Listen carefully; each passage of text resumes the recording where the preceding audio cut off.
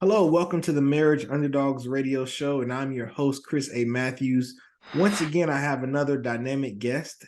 I would like to introduce you all to Kendra King, who's a licensed clinical social worker and licensed clinical addiction specialist.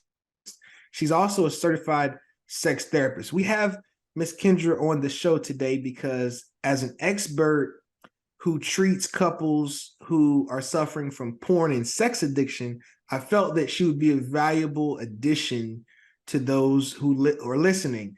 Welcome, Miss Thank King. How you. you doing? Thank you so much. I'm doing well, Chris. How are you?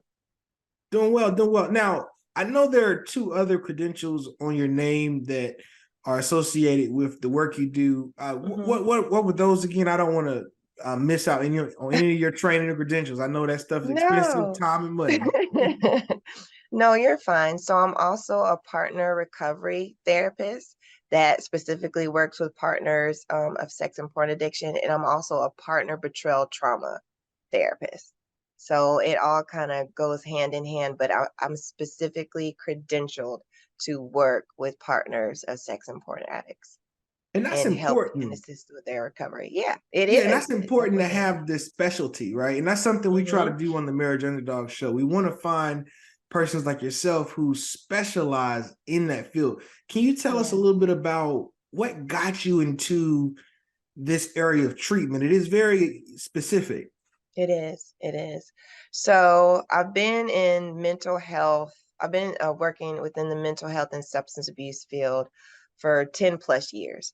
I've worked in treatment centers. I've worked for agencies. I've been in private medical practices. But once I realized that I enjoy being an eclectic therapist and I like engaging in populations that are underserved or aren't really explored that much from being able to be involved to provide services to. When I went into private practice the first time, I started at a group practice that specialized in sex and porn addiction. And so I thought that was really awesome because in undergrad or grad school, there wasn't any courses that talked about this types of stuff or even talked about sex in general or Absolutely. sexuality. It's not really that Um, many courses that are specific into that area. no, it's not. So I felt really called and connected to really be able to explore and add this to my level of knowledge and understanding when it comes to being able to provide effective therapy. And I fell in love with it.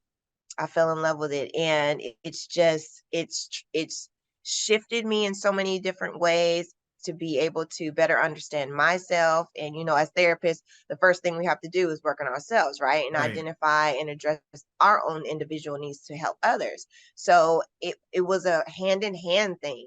So once I Definitely. was able to do that and learned all Now this talk about that for a second. Were there sure. any and were there any prior moments in your life as you're learning this content where you saw yourself as a client?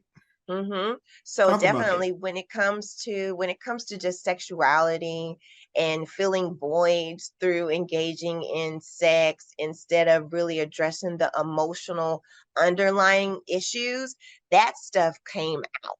And so Mm, I was at a crossword where I was like, okay, I have to address this stuff for myself because they didn't teach us these things growing up. Either you were taught abstinence or sex was wrong outside of marriage. There was no content and context to really understand healthy sexuality, even having conversations around sex and upbringing. And there's such a disconnect and a deprivation when it comes to sex education in general. right. um I'm a really firm believer in being able to shift the narrative on what sexuality is and what sex is and really be able to give a better understanding and knowledge to where people can feel comfortable with talking about sex.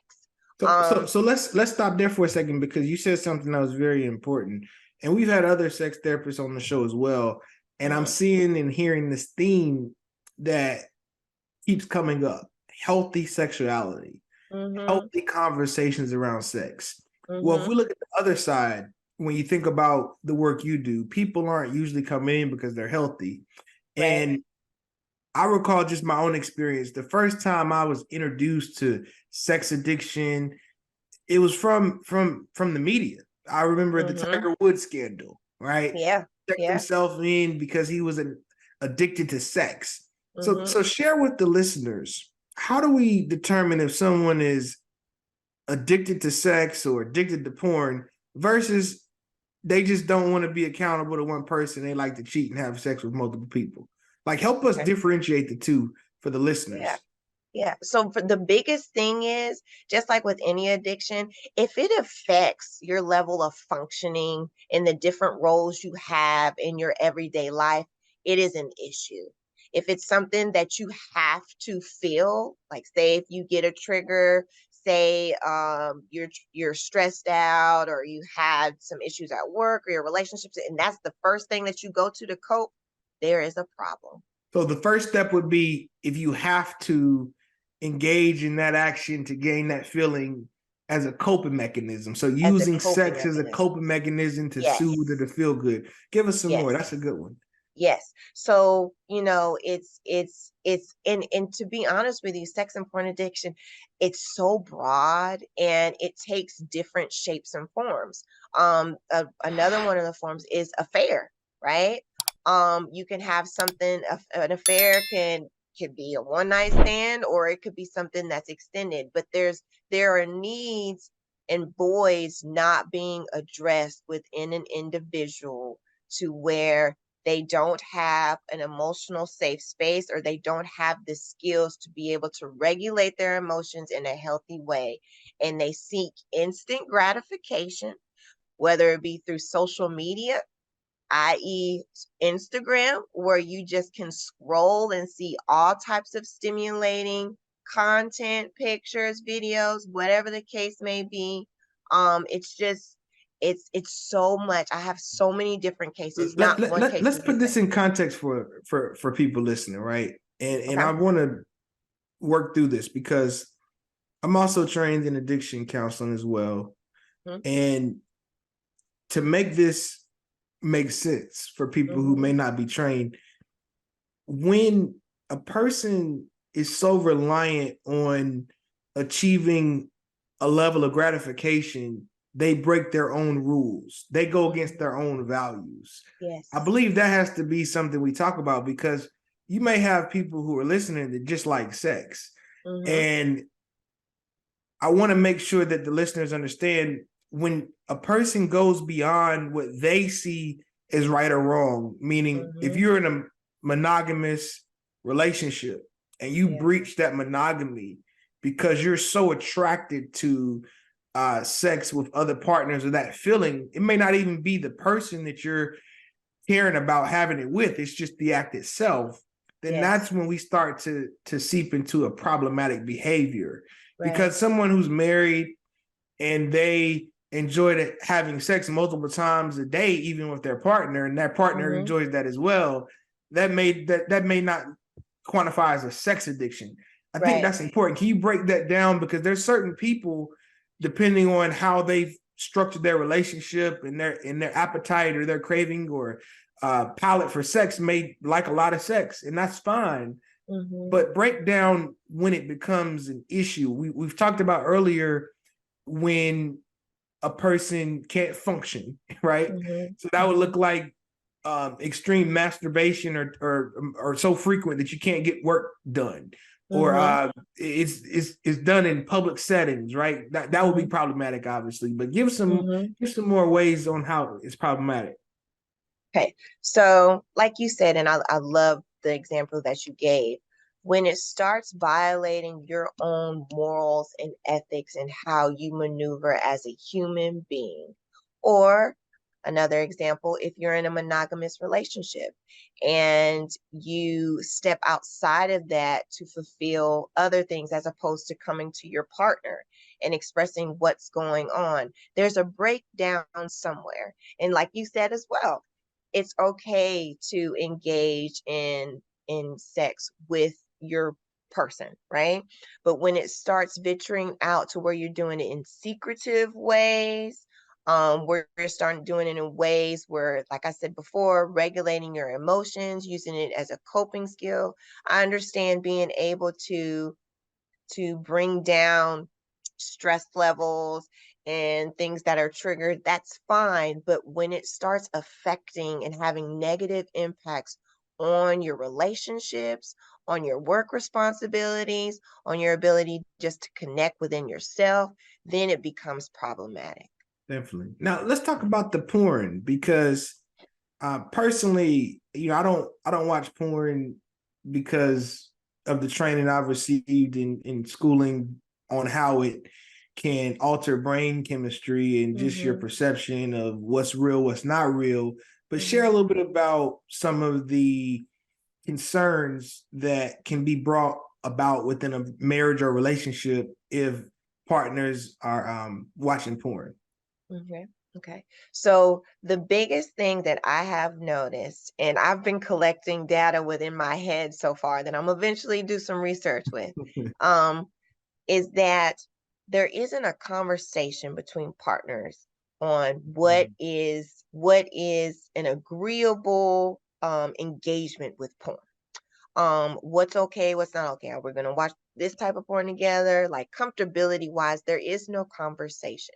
So what I have seen is that partners, excuse me, will already come from a place before they got together where they've been engaging in porn since they were introduced at middle school, elementary school ages. And it'll be something that's been built over time to where eventually they get married to their spouse and they want to introduce things slowly into the relationship. The partner becomes, they're a little bit questionable, but they agree to it just because they want to be able to satisfy their partner, of course.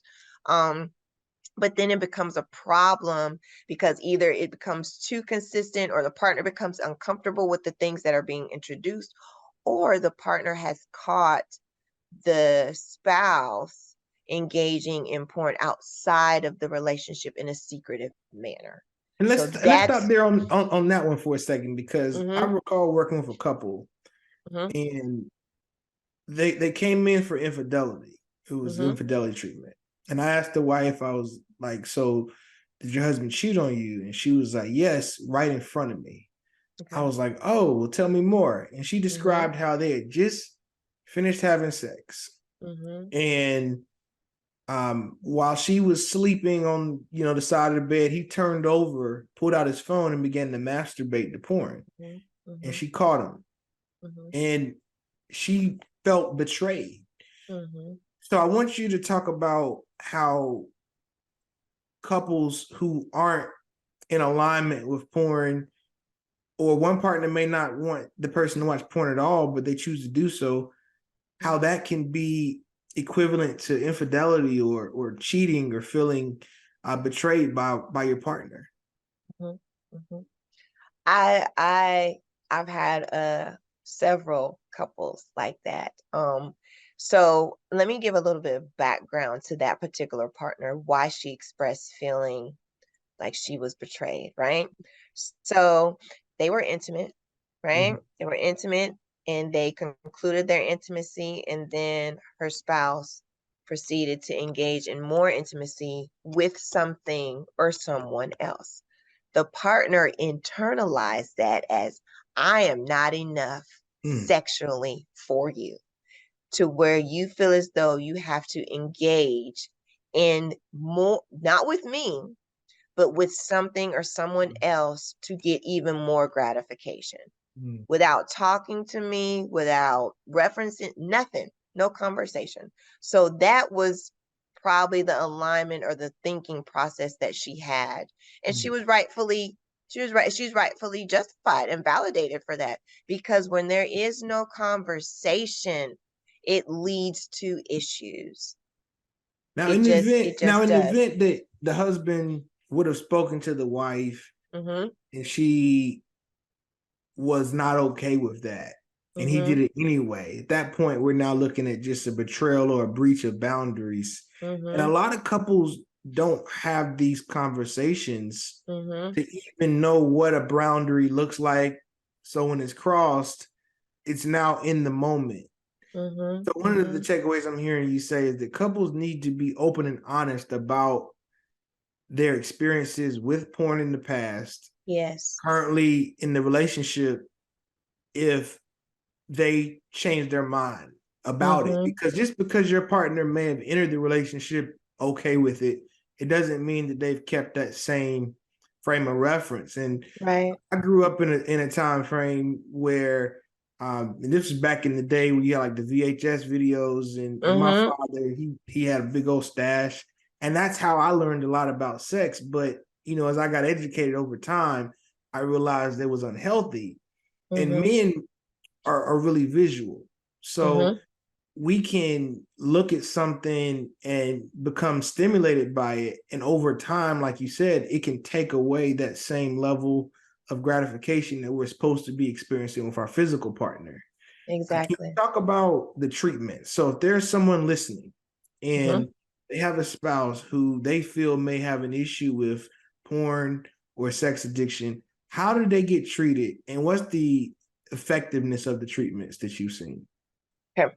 So step one, you have to find a therapist that's either specializes in marriage and family or specializes specifically with sex and porn addiction, right? Has a certification. I don't care what certification it is, but it has to be a valid certification that they have this specialized knowledge, trained skills to be able to properly and effectively meet your needs. And why is That's that where it all. important? Talk about why that's important. So the field of just sex and porn addiction is still being developed. There are a lot of founders and forefathers, but it's still taboo. And unfortunately, we live in the South and we don't talk about sex, but everybody has sex. And all these issues are happening. But on our side of the country, it's just this thing that is just silenced. Swept under the Just rug. it's just swept under the rug. Nobody wants to talk about it. It's looked at, it's frowned upon, whatever the case may be. But it's happening. It's happening on all types of levels between incomes, social statuses. I have all types of clients. So there is no limit when it comes to who this is affecting. It So affects finding everybody. someone who's a specialist or certified in the field of treating sex Mm-hmm. addiction, relationships, pornography addiction. Yes. Once they Yes. find that specialist, what should they be looking for? Or walk us through what the treatment process is. So usually how what makes it effective is that not only do you have to treat the couple or the unit, but you also have to be engaged in individual therapy as well.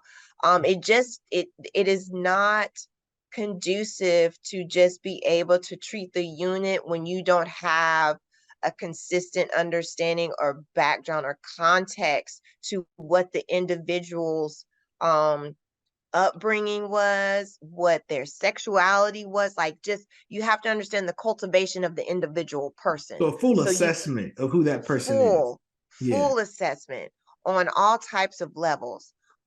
So that's important as well. So when you are trying to seek out a professional that works particularly in this area, you want to keep in context or keep And, in and perspective. what are the outcomes? Because with addiction, we're taught that in addiction treatment, relapse relapse is not required, but it should be expected, right? Mm-hmm. Not Mm-hmm. required, but we should expect relapse. So what does Mm-hmm. what does relapse look like when you're treating porn and sex addiction? Okay, so I'm glad you asked that question because I get partners that come to me all the time. They want a time frame. How long before we're going to get over this? And I have to be honest with them and let them know that this is a lifelong journey. As long Mm. as you stay in this marriage or stay in this relationship, you will be working through this the entire time. This does not stop. His recovery is his recovery, your recovery is your recovery. It does not end. It's a wraparound, lifelong service as long as y'all stay in this relationship. And I also like to add a caveat to that. Even if you don't stay in the relationship or the marriage, you're still going to have to deal with this, because what happens is we have trauma from relationships, right? And then we leave the relationships thinking that if we get into another one, that that's going to heal old wounds. It's not. You have to heal your own stuff. So you're still going to have to do work regardless if you stay in this or not. That was so important to hear, because the listeners need to understand that addictions are lifelong battles. And despite relapse, despite remission, it can always come back up again. Yeah. How when a person is diagnosed with cancer, they have to do cancer screenings for the rest of their life to make sure it doesn't come back. The same with addiction. So I'm really glad that you mentioned that point. What are some other takeaways that you could provide to couples that may be in different stages of their relationship in order to prevent going down the rabbit hole or getting kind of bit with the sex addiction bug of, like, how does it start? And is there ways it can be prevented, right? Like with substance use, I know it's kind of easier said than done. If you don't use drugs, then you don't get addicted to drugs, right? Yeah. But with also substance abuse behaviors, it could be something that is hereditary.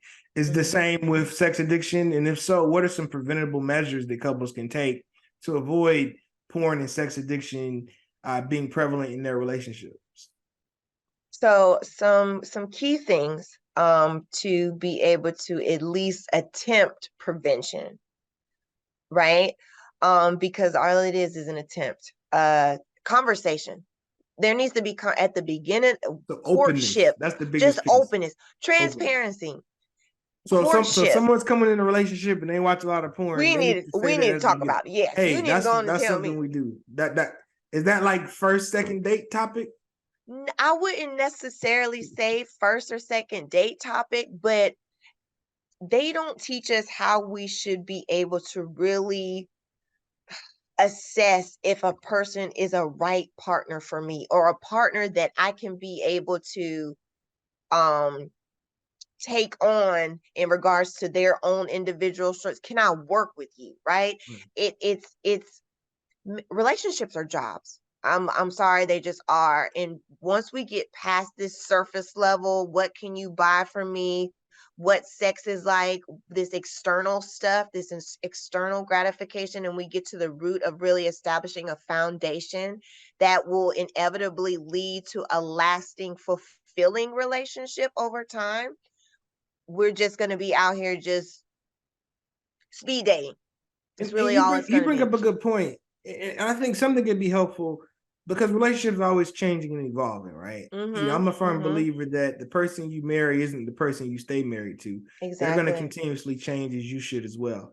Yes. I believe that it's important for the listeners to acknowledge that when you keep a level of openness and you're constantly being authentic about what you like and don't like, it makes it easier on the back end. Because if you begin a relationship and you tell yourself, well, they have a good job, they look good, I can kind of overlook that. The little things you overlook become the big things that you can't overlook later. Right. So I believe, to your point, it's really important to keep a level of openness throughout the entire relationship, understanding what you can and can't tolerate. And I want people out there listening to know that there's no shame or judgment. I'll be vulnerable. When I was younger in college, even when I first got married, I would watch porn, and it wasn't until I got my faith right, but more so the science behind it, when I realized that porn could be something that takes me away from fulfilling or being fulfilled by my partner sexually. Yeah. I didn't want that to be something that impeded our connection. Right, right. That was really something that helped me get away from it. And then two, when I understood that, like, scientifically in the brain, how there are endorphins and chemicals and hormones, dopamine, and all these things, dopamine. It's like, I only want that job to be for my wife, right? Right. And for those that are listening, I want to share this with you. When you create a space in your marriage where your partner becomes your ultimate source of sexual gratification, it takes the connection to a whole nother level. Yeah. So there were more pros than cons to Mm-hmm. giving up porn. And I know some partners might look at porn together. I'm too anxious. Like, I don't want my wife to be looking at something that I don't have or something I Yeah. can't do and be wanting that. So Yep. that's another reason Yep. why I never wanted to do porn watching with my partner. Right. So I think there are a lot of benefits to not watching porn and creating a space in your marriage where your partner can be your ultimate level of sexual gratification. Yep. And that's the gift that I believe you have in a safe, healthy, monogamous relationship. Mm-hmm. And if you think about everybody on the planet, and that one person is the person that you get to lay down with and gain those emotions and connections and gratification with, that's a pretty special role that Yeah. I believe you want just your partner to have. So Yeah. that's my take on it. I Yep. know Definitely we're coming agree. up on time. I want to provide you an opportunity to share with the listeners how they can get in contact with you, any special Okay. projects or things that you're doing, and Okay. how we can stay in touch. Okay. So if listeners, if you want to get in contact with me, you can go to the healinghearttherapycenter.com. And you can go to the contact page, send me a message. You can find me on Psychology Today, either through the Healing Heart Center, or you can find me, Kendra King. So yeah, you can Google Kendra King in Charlotte, North Carolina, and I just come up. Or you can Google the Healing Heart Center. Either way, and just yeah, we could just start there. Don't have anything really too much coming up right now. It's the end of the year, so I'm just trying to figure out creatively what I want to do. For 2024, I have had plenty of plenty of recommendations for me to start a podcast specifically for partners of sex and porn addicts. So that partners podcast 2024 is most likely going to happen sometime next year. Do it. Yes, Um, do and it. I think it would be so awesome. I think it would be such a gift to so many people that are struggling in the dark behind closed doors where they feel It's that they're needed. alone. It's Yeah, needed. And one thing too, the podcast when you start, I'm gonna speak it. It's gonna give a safe space for people yeah, to have conversations, not just about porn and sex addiction, but healthy yeah, sexuality. yes, And I'm just so thankful that you have answered the calling to work with clients that suffer from porn and sex addiction. Miss King, thank you again for being on our thank show. you. I Yes, thank all the listeners for tuning in. Please like, comment. Our show is available on Spotify and Apple Podcasts. I'm your host, Chris A. Matthews, and you've been listening to the Marriage Underdog Radio Show.